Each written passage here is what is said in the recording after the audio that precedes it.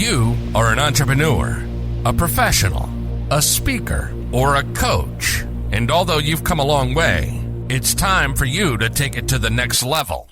We've got you. This is the Author to Authority podcast.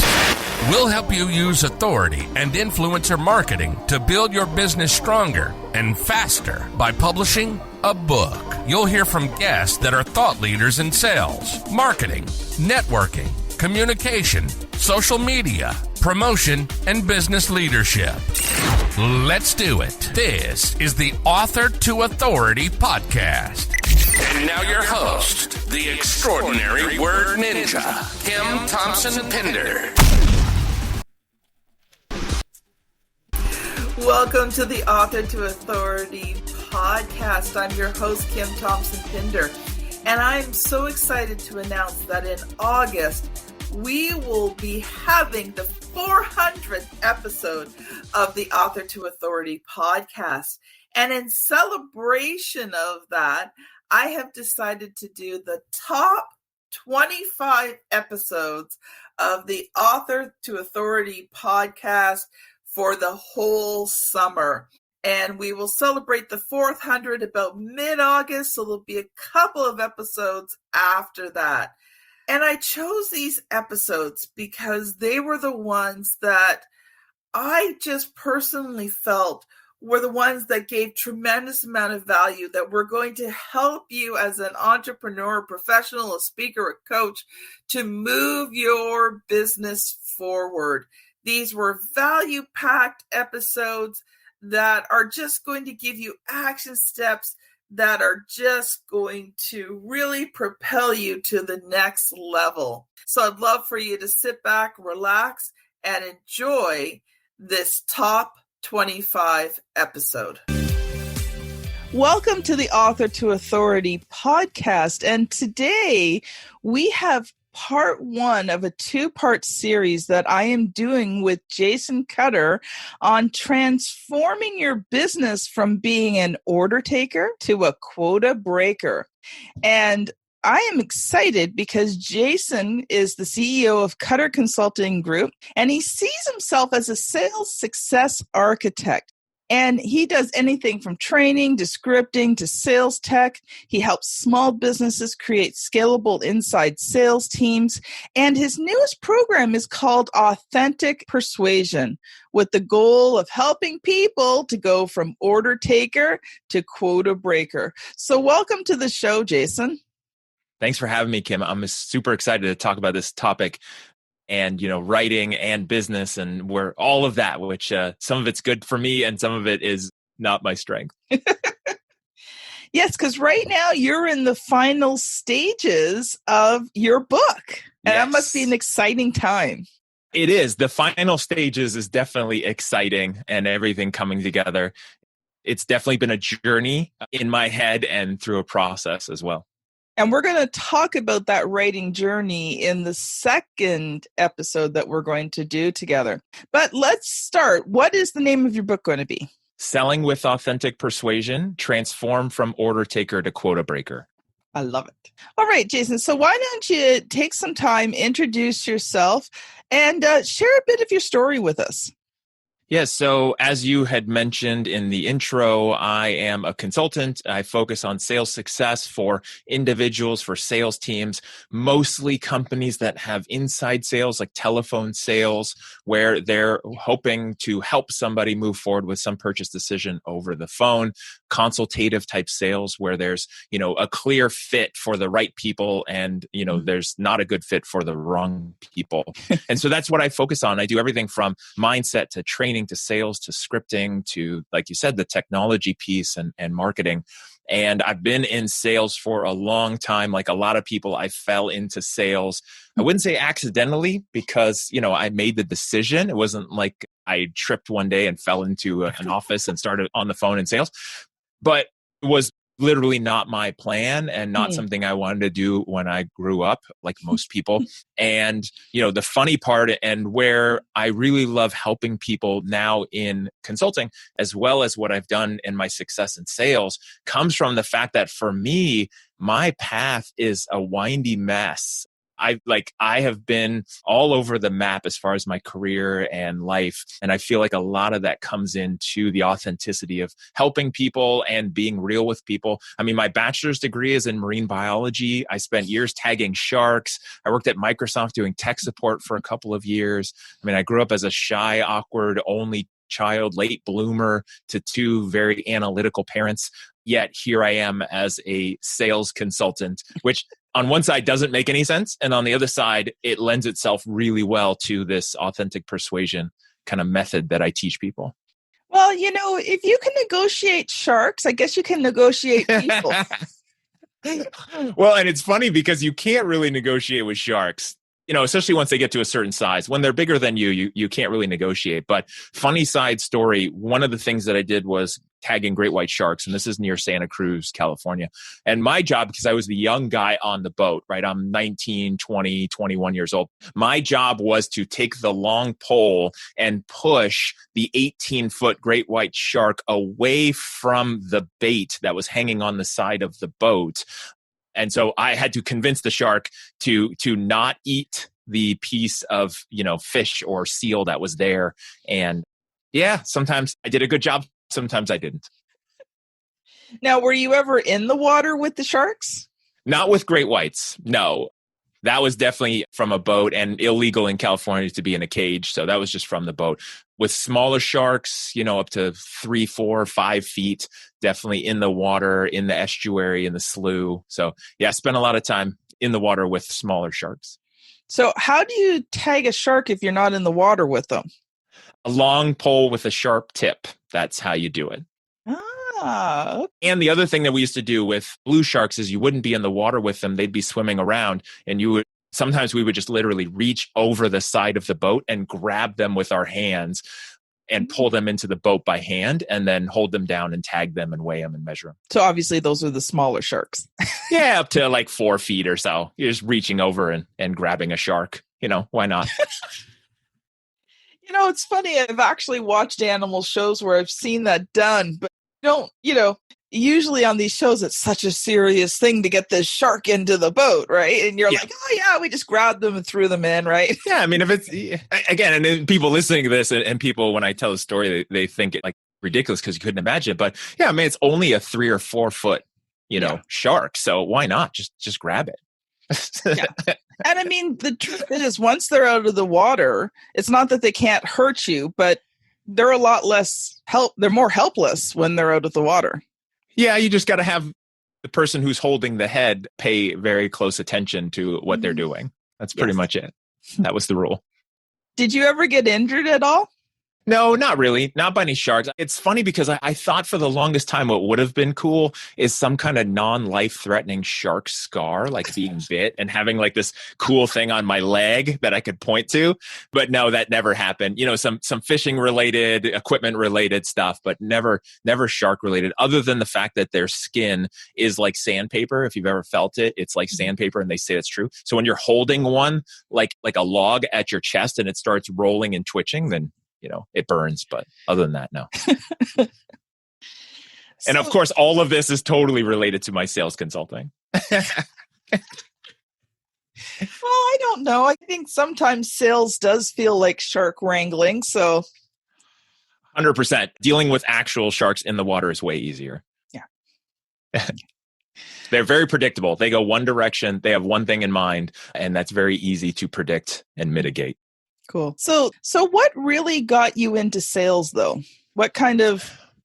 For me, it was Microsoft contracts ended. They moved all the jobs to China and India for the first time in outsourcing, which now people take for granted and assume has just always been that way.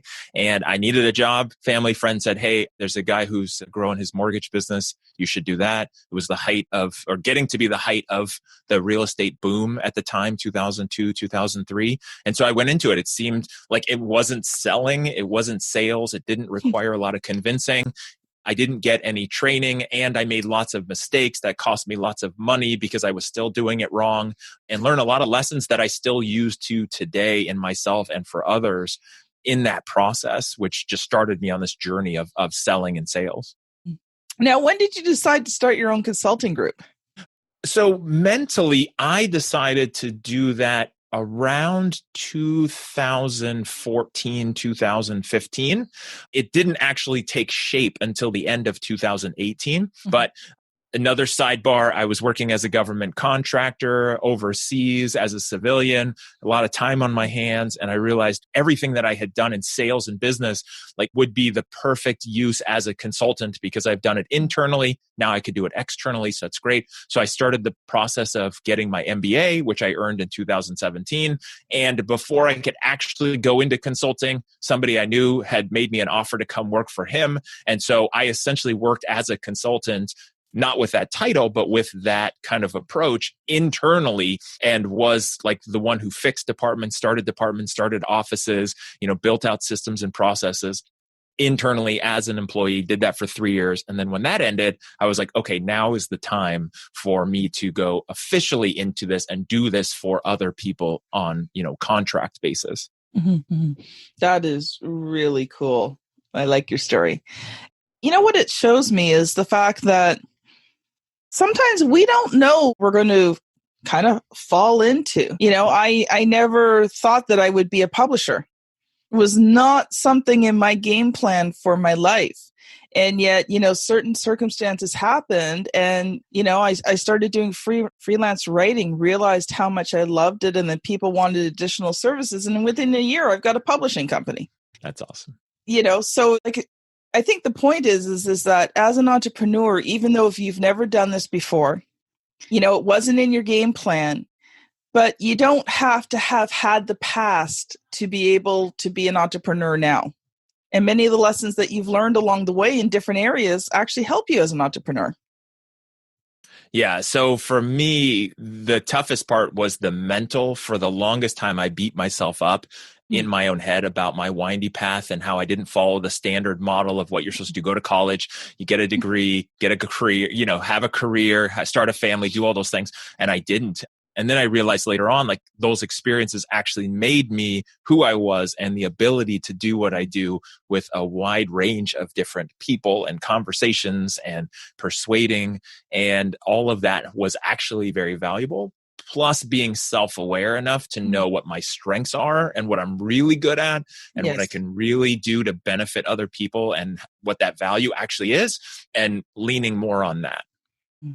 Well, let's kind of get into our main topic for today, and that's transform from an order taker to a quota breaker. And I know you've got some things prepared, so I'm going to let you loose for a bit to share what you've got prepared, and then we're going to talk about it. So I think the biggest thing is that, in that formula, which is authentic persuasion, there's two important pieces. And, like you just mentioned, what I see a lot in the world of people who are supposed to be selling, right? Whether you're in a cubicle on a phone and you're supposed to be, closing deals, or you're a coach or a consultant and there's a sales aspect prior to you getting to do what you really want to do, which is that coaching or that consulting. There's a sales. So I'm not just talking to, who you think, okay, they're in a call center or they're on a car lot trying to sell a car. I say this all the time, everything in life is sales. And so it's very important, but there's a lot of people who operate like an order taker. They're giving information, they're hoping someone buys from them, and they don't want to persuade because they see that as manipulation, and they're afraid that, to be successful in sales takes being that person you see in the movies that's just ripping people off, manipulating, lying, using sales tactics, using these closing lines, trapping people, using NLP, and doing all of these things that people don't want to do because they don't like when it's done to them. So they choose to do nothing. So what I teach and help people to understand is the power in authentic persuasion, which the first part, on the practical side is knowing who you are, being self-aware, like I mentioned a few minutes ago, understanding your strengths. Like, what is it that you really are good at? For me, I'm really good at solving problems, taking things apart, understanding how it works. I'm terrible at putting things back together. So if I take apart the remote for the TV, we'll just buy a sec. I'll know how it works, but we'll need to buy another one because I won't know how to put it back together. It's also why I don't work on my own car, because I can take it apart. I just can't put it back together. So want to know how it works. And then I want to solve problems and I want to make things better. When I was younger, I didn't really think I liked people because I was a late bloomer and people were strange to me and not nice growing up. And so I focused it on certain things. That's why the sharks, right? That's problem solving and understanding. And then I shifted to people. So what are your strengths? And they don't talk back. They don't talk back. It's very nice, right? Like it's way better than when I worked in a restaurant waiting tables and people would talk back or want, certain things. So, it was always easier. And like I learned what my strengths are and what my weaknesses are. Mm-hmm. And then also the other thing from a practical side is that we all have fears. Yeah. The thing is, there's a part of all of our brains that is still stuck thousands and thousands of years ago on the savannah, on the plains, in a cave, fighting for survival, worried about eating the wrong berry, worried about animals that might jump out and kill us at any moment. Yeah. And our brain still thinks that. So it holds people back. Like if you call somebody and they don't buy from you, that means nothing. And it's not going to kill you. But our ego is so afraid of that because an attack at our ego is the same thing. They might as well had shot us and we're now bleeding to death. That's our brain doesn't know the difference, right? And so a lot of people who are in sales, they're afraid of moving conversations forward because their ego is keeping them in their comfort zone. And so that's one of the things too, is understand where the fear is stopping you, understand where that is keeping you from what you want, and then working on that, right? Some people, like I talked to somebody yesterday, no fear of public speaking, no fear of asking for sales, definitely is never going to bungee jump, right? So people have different fear levels in different areas in their life. And so it's okay. Yeah, that's probably where do you have no fear? That's right. That's me too, right? Like I am. Let me sell. Yeah, exactly. I am not bungee jumping. No, bungee jumping, skydiving, none of that makes sense to me. I'm exactly the same way. And so it's really about where are you confident in your life in other areas and where can you apply that in what you do for the sales side.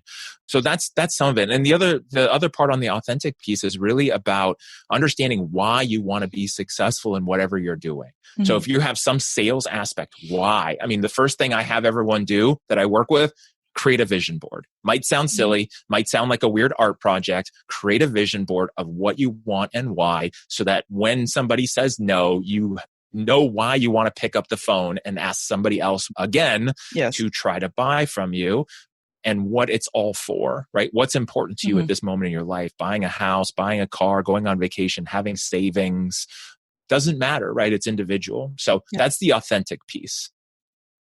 Well, when you're talking about taking things apart and not able to put them back together, my dad was a pretty smart man.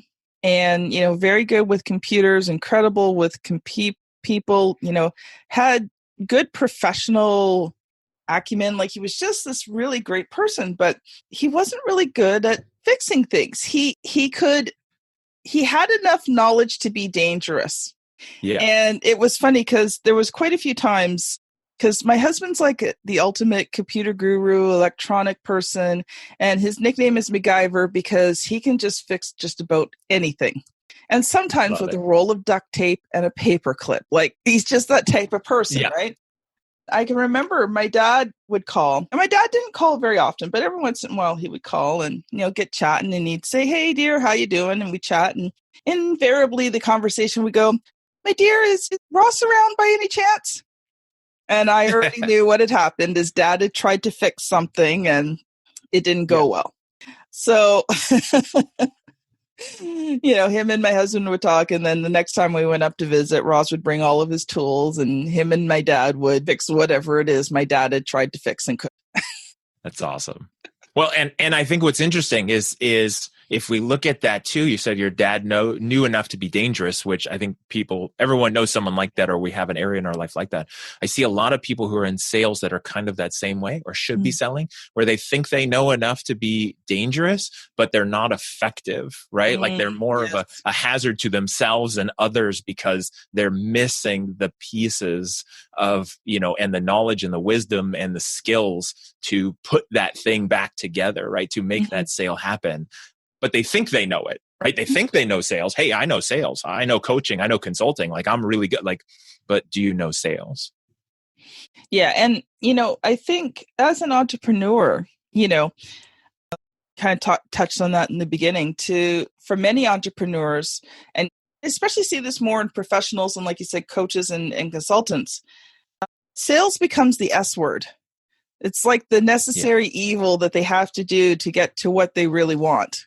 And I think that perception, that mindset really needs to change, because you can't really grow a business without some sort of sales system. And for me, the sales part of my business is actually the beginning of a new relationship. It is. That's when I get to start to know people, is through that sales process. And, I'm like everybody else. I don't get 100% yeses. I get yeses, I get no's, and I get it's not the right time. Those are the three things I get. And so, but the relationship, that's what I focus in on, is the relationship, because that's, to me, the valuable part. And I find when you focus in on that, it makes the selling part a lot easier. And I think the key is to focus on relationships, because it's all personal, right? Like there's terms now floating around. People might be familiar with this, like B2B, right? So there's business to business, somebody who's selling software or something to a company. Then there's B2C or D2C, which is direct to consumer, business, consumer, right? I'm selling something to an individual. And then there's people who are now pushing more of the H to H, which is human to human. Like no matter what it is, even if you're the marketing director at a company or you're somebody struggling with writing a book, then it's still a human. It's me as a human dealing with you as a human. How can I help you? How can we build a relationship? How can I care about you? And there's a large part of the sales world and people who are in sales who think that's soft and maybe that's weak and that's not what sales is about. Sales is about closing deals and moving on, right? And, derogatory term like bro culture, which is just like all about what you see. It's the Wolf of Wall Street. It's the boiler room type of sales attitude. But that's not what people want. I mean, it works to a certain extent. People can pull it off, but that's not what they want. They want the relationship. They want to know you care about them. And then this is the part where people struggle and fail on the sales side, is they want to start building a relationship. They care. They lots of rapport, lots of empathy, maybe even some questions, but then they're not moving it forward towards the relationship. And a good example I use all the time, because most people can relate, is courtship and dating, right? So imagine you want to go out with somebody. You go out on one date. At the end of the date, you're like, okay, that was fun. If you ever want to do this again, just let me know.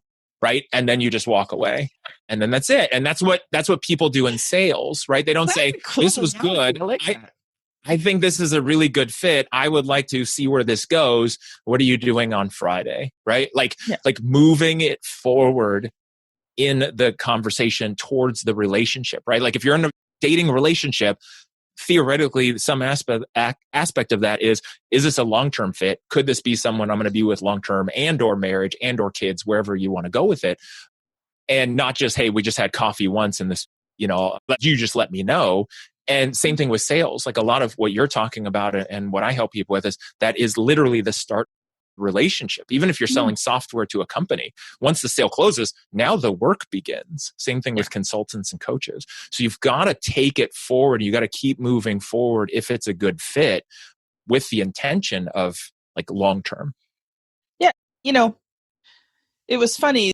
Like I told you, I got a new client this morning. Well, her and I get on the phone, and and this doesn't always happen, but it was one of those days where within 5 minutes, we realized she's 1 year older than me. So we realized that at the same age, we got engaged. At the same age, we got married. At the same month, like we got married in the same month, 1 year apart.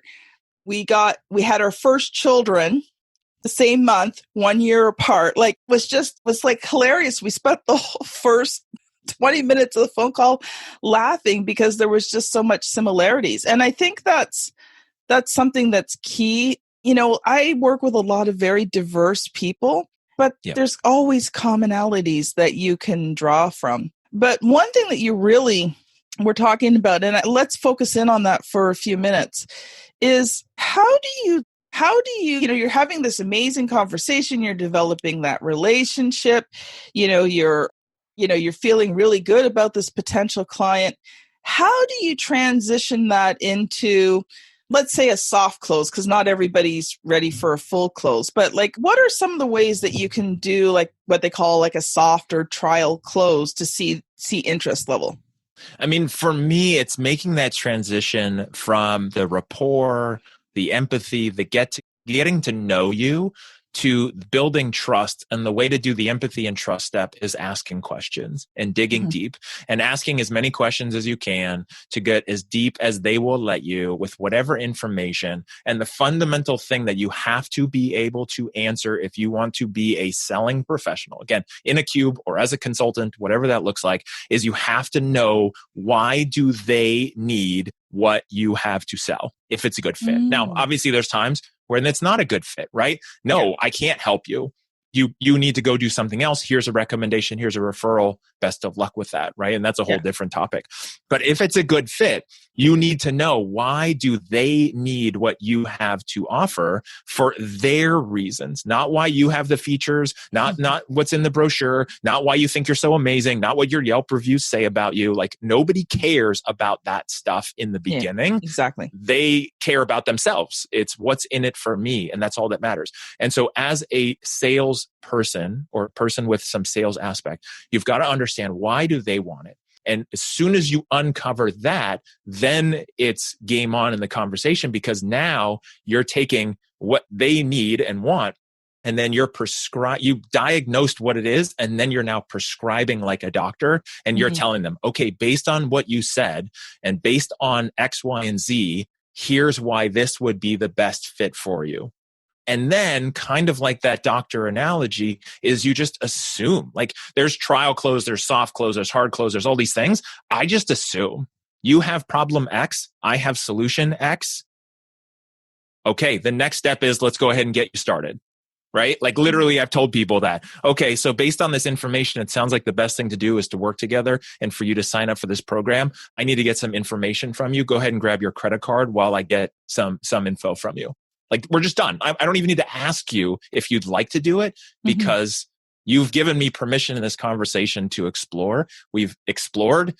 You've come to me with a broken leg. I've diagnosed the broken leg. Now we're going to fix the broken leg. Any questions? That's it. I really like that.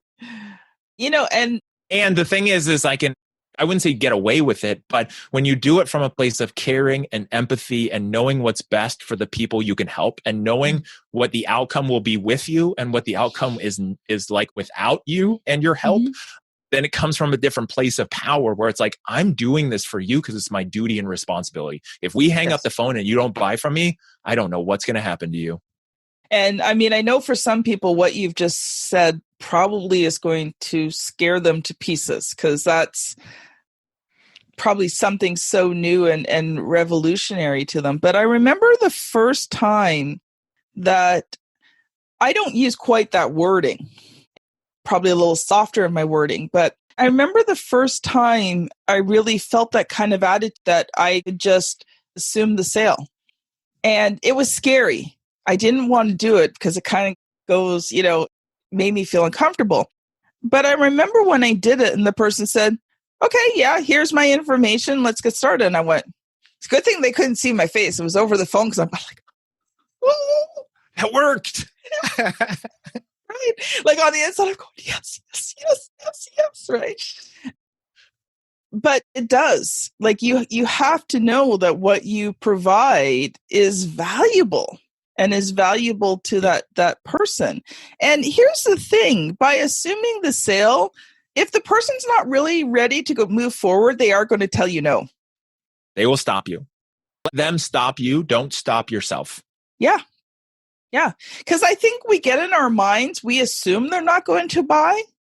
And so we have to change that mindset and assume they are going to buy.